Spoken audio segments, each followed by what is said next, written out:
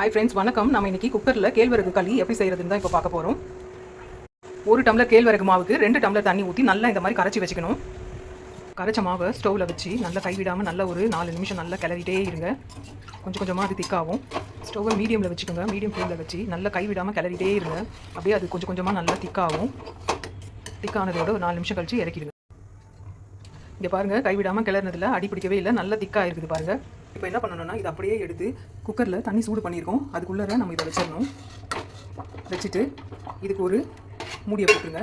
போட்டுட்டு குக்கரை மூடி வச்சுருங்க. இப்போது வெயிட்டை போட்டுக்கலாம். மீடியம் ஃப்ளேம்லேயே இருக்கட்டும். ஒரு 5 விசில் வந்தால் போதும்.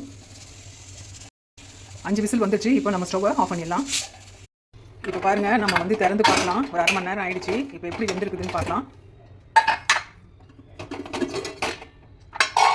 பாருங்க, களி எப்படி ரெடியாக இருக்குதுன்னு பாருங்க.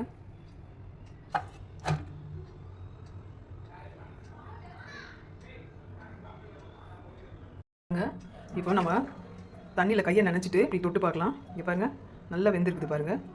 ஃப்ரெண்ட்ஸ், நீங்களும் இது மாதிரி செஞ்சு பாருங்கள். தேங்க்யூ.